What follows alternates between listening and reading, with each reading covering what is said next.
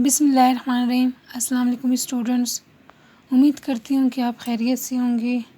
Yes students, open your book, page number 80। Our topic is particles. आज हम particles के बारे में पढ़ेंगे। Particles, the substances around us can exist in three forms: solid, liquid and gas. We call these the three physical states. The photographs on this page show typical solids and liquid and containers full of gas. Yes student, the substance around can exist in three forms: solid, liquid and gas. हमें पता है कि जितनी भी universe में वो matter से मिलके बनी है, और मैटर जो है तीन फॉर्म्स में एग्जिस्ट करता है। कौन कौन से? सॉलिड, लिक्विड और गैस की फॉर्म में। ये जो स्टेट ऑफ मैटर है, इनको हम कहते हैं क्या? Physical state. Gas we call these the three physical state. ये मैटर्स की तीन फिजिकल स्टेट्स हैं। The photographs on the page show typical solids and liquid and containers full of gas.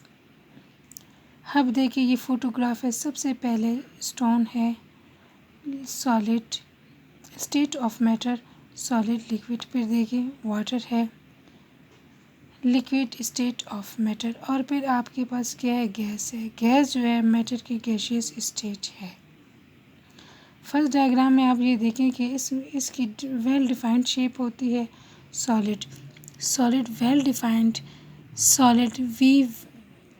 solid have well defined shape. The crystalline solids in the photograph have flat faces and sharp edges like all solids.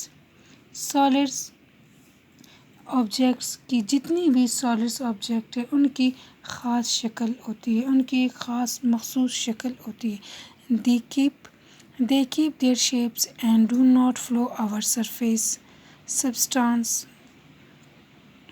Surface मतलब आप उनको देखो, मतलब आप उनको जहाँ पर रखोगे ये वहीं पर ही पड़ा रहेगा, ये अपनी जगह से फ्लो नहीं करता। ठीक है।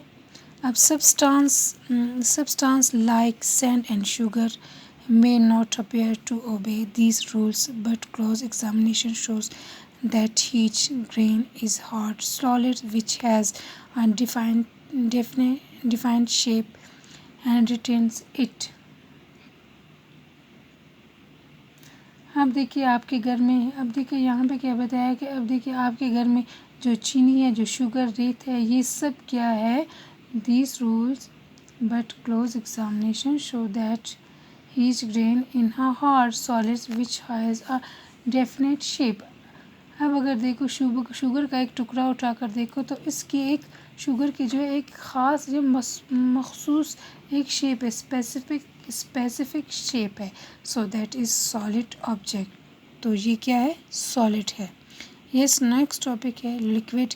Liquid do not have well defined shapes and they flow over surfaces. When a liquid is poured into jar or bottle, it takes up the shapes of the container but only up to certain level. The liquid has a specific volume which can be measured using a measuring cylinder. अब हमारे पास next topic क्या है? Liquid. Liquid की एक ख़ास shape नहीं होती। देखो जैसे सॉलिड की एक मखसूस शेप नहीं होती, इसी तरह लिक्विड भी सॉलिड की एक मखसूस शेप हो तो लिक्विड की कोई मखसूस शेप नहीं होती। आप इसको जिस बर्तन में डालोगे वो उसी की शक्ल इख्तियार करोगी। फॉर एग्ज़ाम्पल आप किसी लिक्विड को, फॉर एग्ज़ाम्पल हमारे पास मिल्क है या शरबत है या हमारे पास वाटर है, तो आप ग्लास में डालोगी तो वो इसी की शक्ल इख्तियार करेगी। तो इसकी एक मखसूस शेप नहीं होती। अगर आप ग्लास में डालोगी तो ये ग्लास की शक्ल इख्तियार करेगी, अगर आप किसी कप में डालोगी तो कप की शक्ल इख्तियार करेगी। They well defined shape and they flow over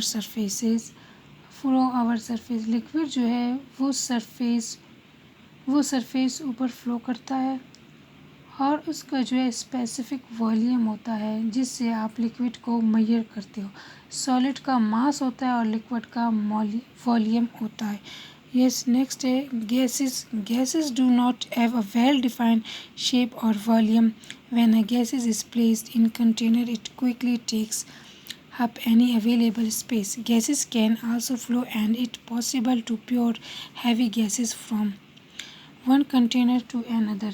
अब हमारे पास गैसेस की कोई मखसूस शेप नहीं होती, कोई वॉल्यूम नहीं होती. गैसेस की कोई मखसूस शेप भी नहीं होती और कोई वॉल्यूम भी नहीं होती. जब गैस को आप कंटेनर में डालते हो तो when a gas placed in a container it quickly takes up any available space. मतलब गैस में जिस चीज़ में डाला जाता है, मतलब गैस को आप जिस चीज़ में डाला जाता है वो उस खाली जगह को क्या करता है, फिल कर देता है. गैस जो है वो एक जगह से दूसरी जगह फ्लो करता है. Okay students.